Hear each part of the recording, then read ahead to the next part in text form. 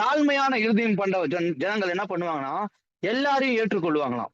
யாரையும் வந்து நீ எனக்கு வேணாம் அப்படின்னு சொல்லி, நீ வந்து என்னோட மக்கள் கிடையாது, நீ வேற மதத்தான், நீ வேற ஜாதி, நீ வேற வேற வேற தேசத்தாளு, வேற வேற மொழிக்கார, இந்திக்கார.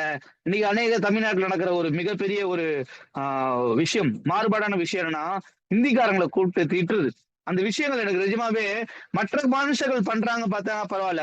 இன்னைக்கு அநேக கிறிஸ்தவர்கள் ஏன் போதகர் முதற்கொண்டு ஒரு ஒரு ஒரு ஒரு இந்திக்காரனை பார்த்து தூஷிக்கிறது, ஒரு இந்திக்காரனை திட்டுறது, ஒரு எந்த ஒரு ஒரு மத பிரச்சாரம் கொண்டு வருது.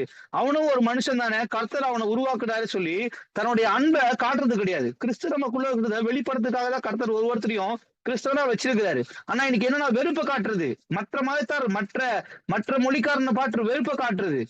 ஏன்னா கிறிஸ்துவோடைய அன்பு நம்ம கிட்ட எங்க போயிடுச்சு. இன்னைக்கு யோசிக்கிறது கிடையாது. ஒரு தாழ்மையான இருக்கிற ஜனங்கள் என்ன பண்ணுவாங்கன்னா, எப்பொழுதுமே மற்ற மனுஷர்களை சகமா எண்ணுவாங்க. அவங்க மேல கோபம் கொள்ள மாட்டாங்க. இங்க நீங்க தாவீது ராஜாவோட தாழ்மை குணத்தை நீங்க பார்க்கலாம். 2 அதிகாரம் தள்ளி 18ஆம் அதிகாரத்துல வாங்க.